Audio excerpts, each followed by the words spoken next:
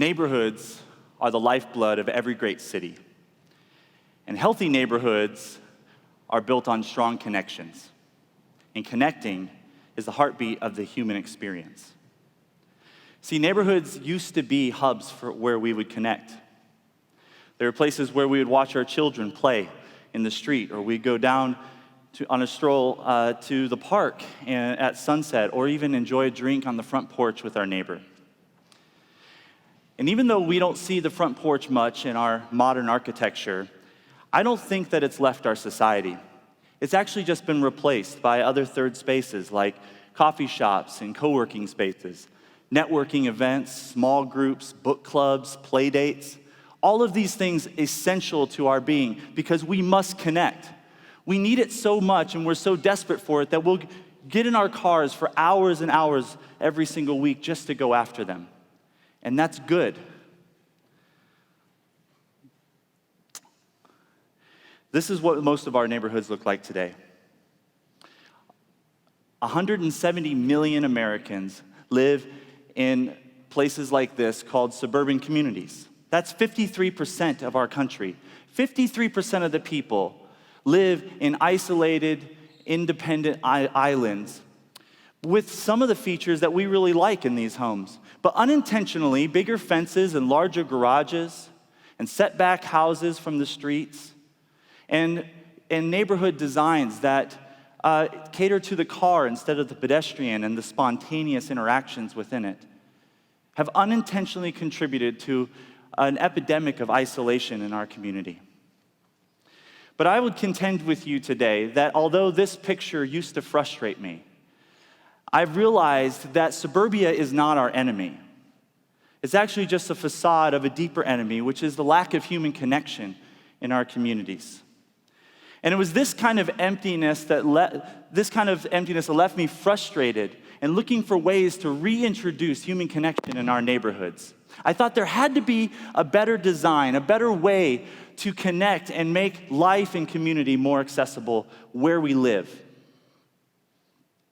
So it all started before I moved to Redding. From 2007 to 2015, I lived in a neighborhood in Cincinnati, Ohio called Madisonville. And it was there that I experienced some of the most rich and genuine community. And it changed my life in such a way that I wanted to spend as much time as possible helping others have the same kinds of experiences with us. But I'm going to start with a disclaimer because I'm going to tell some stories today that might seem extreme to some of us, depending on our backgrounds. But please bear with me, because although some of these stories might be out of the ordinary, I think that the idea of friendship is not extreme. And I think we have all of this in common, that each and every one of us at some point in our life have done something extreme to get something we really, really want. This was my backyard in a playhouse that I built for my 4 daughters. But on the right, you'll see something kind of different. You can see right through our fence into our neighbor's backyard. And that was because Chris and Trisha were becoming great friends of ours, and we thought, how can we be able to connect easier? So Chris and I looked at the fence, and we decided to convert the fence into a gate, which completely changed the frequency by which we hung out. Our kids would play in their yard in the sandbox or the swing set, or they would come into and flow into our yard and play in the playhouse or jump on the trampoline. It was easy, accessible community. It was quite contrary to what we had experienced before, where we're wrestling kids in and out of car seats. We all kind of know what that feels like, right? Then at night, that's when we opened our front porches up.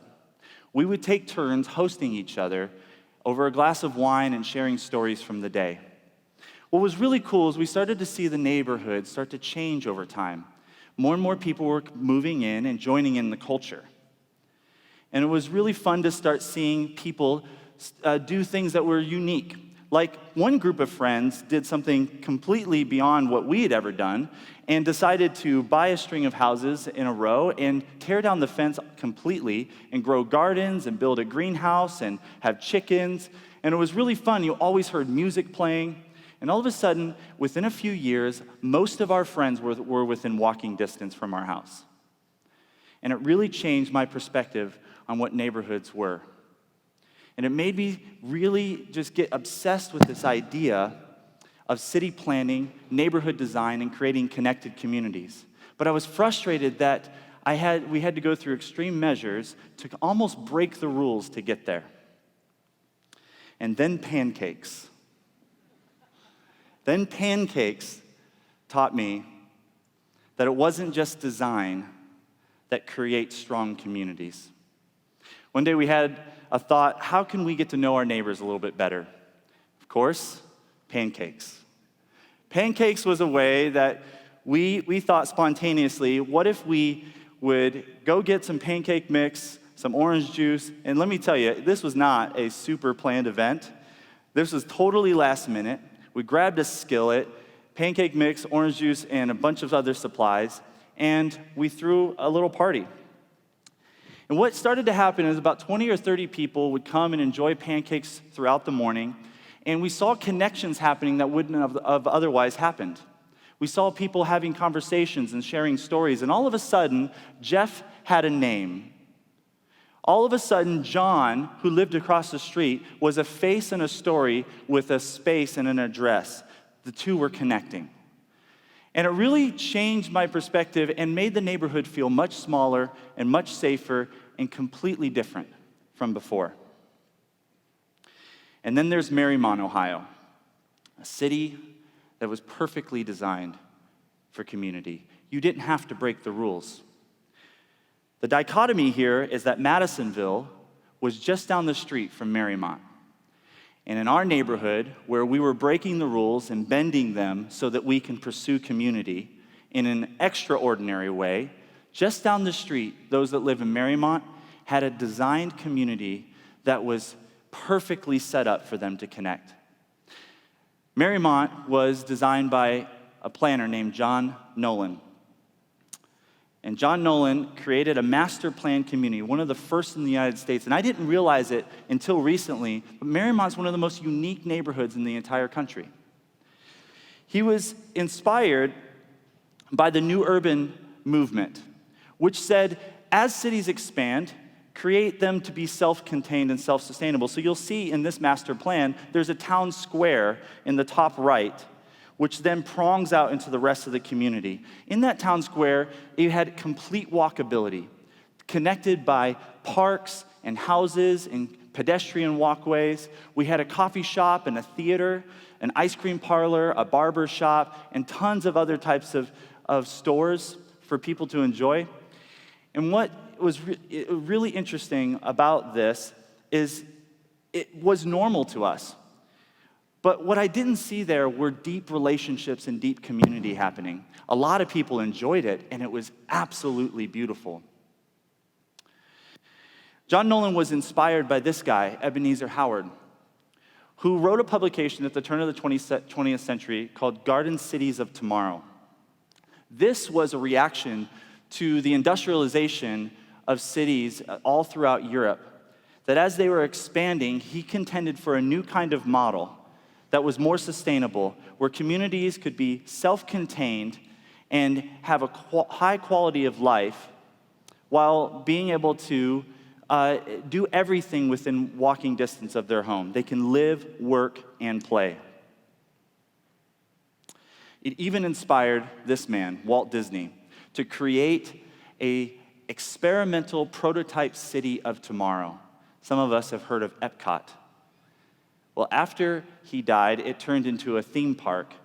But his vision was to create a model community that people would come in, a perfectly designed community for humans, where people would learn and take those ideas back to their homes. But why is it that these perfectly designed spaces miss the mark? How could they be designed so well for us to connect, but still feel so empty? That answer wasn't completely intuitive to me until recently, when I thought, well, the reason is because although great and strong connections can overcome bad design, great design cannot correct and heal our connection problems. That would be like putting bad art inside of a beautiful frame. The design has to work with the people.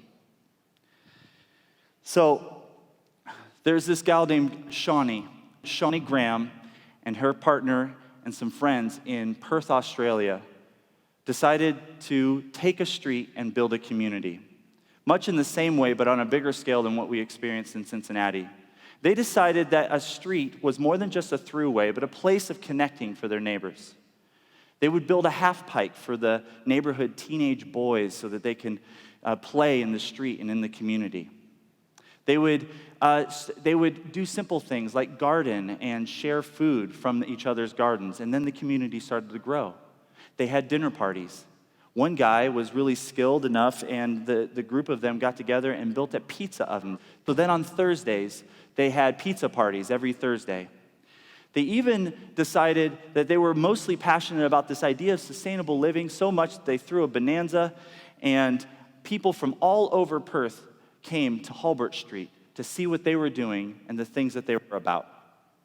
The really fun idea that I loved was when they blocked the street off and they decided to throw a movie night. And this was very regular for them. Shawnee did a TED Talk a few years ago on this very experience. And it so moved me and impacted me. I cried like a baby like 3 times. I'm pretty soft. But it was amazing. I reached out to her on LinkedIn and I said, Shawnee, I gotta hear more about your experiences and I'd love to meet you. And we were able to do a video conference while I was in Northern Oregon. And we talked about a lot of different things and some of the things that I would love to see here in Redding. But she told me, she said, Josh, even if you design the perfect community that fosters this kind of environment that you're looking for, you're gonna still need champions. You still need someone whose occupation it is to connect others within the community. And then there's Ross Chapin. This is a hero of mine. Ross is an architect and author of the book Pocket Neighborhoods. And he spent the last 20 years of his life designing small-scale communities in a large-scale world. And some of the patterns of design that Ross brings into his architecture that's really unique is he does simple things, like turn the houses inside out and face them towards green common spaces rather than towards the cars. So by eliminating the cars out of sight, naturally people feel safer and they connect more easily. The on-ramp is there. You might also see a common house that is in between and centrally located between 6 to 12 homes. Well, I also got the opportunity, but before I go there, I want to show you what is on paper in a sketch in a pocket neighborhood looks like this. It's a beautiful picture. People just naturally enjoying one another's company, plenty of space to retreat, but also public spaces that make it easy to connect. I had the incredible privilege of interviewing Ross this week. It was amazing. It was like talking to Yoda, but for like designers of, these kinds of communities. And I just was thrilled, and we talked about the role design plays in creating connected spaces for people. But then he interrupted at one point and he said, but Josh, design alone cannot create community. The people have to also buy in or it just won't work. And then that's when I had the epiphany. I'm ashamed to say it, but before this week, I was going to talk to you all about design, and I forgot about the bigger picture. I forgot that this is really about people who desire to connect, and that was my story.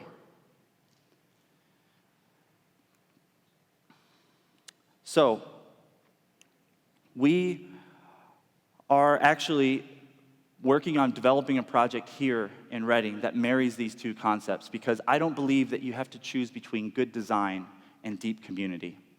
That we want to do a project that isn't just traditional, but it's a project that will connect and marry the idea of great design and people looking for deeper relationships. So a 21-lot community, and of course, it will have the design components that we can fit in there that we really believe help foster this environment. As you can see, we've applied some of these concepts: a community pool in the middle and a gathering area, a space for walking trails around and a natural playground, even a vineyard, but even an unplanned space where the residents there can decide what they want to go there.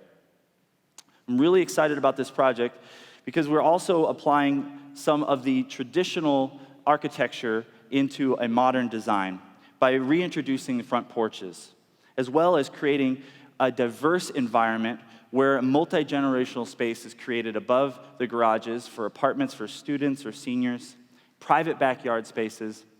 And it was exciting to be able to preview this last month to a group of people here in Redding.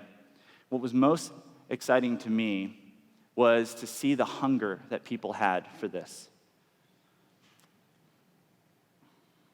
So I don't think that, but I would say this: if you wait for Shiloh Park, or if you wait for pocket neighborhoods to show up, they won't happen. I think there are 3 things that you can do that are simple, starting today, that can change this community. 1, make room for neighborhood connections. That's very simple. Our day from morning to night is typically booked end to end. We're completely scheduled. We lack spontaneity. Carve out one night a week that you're not doing anything and make that regular. Have dinner at home and just be unplanned. Be available for the spontaneous connections. 2, do one thing this year, just one thing that connects your neighbors. That could be something simple like taking a meal over to someone new that moved into your neighborhood. And 3, this is for those of you in the audience here that have the privilege and honor and the ability to influence the design of our public spaces. And all I ask of you is to think about the people. Don't think about what makes it easier from just a building and a construction standpoint, but go deeper. Think about the people that will live there 50, 100, 200 years from now. Think about where they are going to connect and what is natural and intuitive and human about that space. So, look around you tonight, to your left and to your right. Yes, it's okay to turn your head. These people, these lovely people that are in this room, are your neighbors. And let me tell you, you belong here. You all belong in this city. You belong where you live. You belong in your neighborhoods and in your homes. I believe that our cities are only as strong as the neighborhoods that are in them. And our neighborhoods are only as vibrant as those who are investing in them. So let us choose today to be neighbors with one another and make our city of tomorrow. Thank you.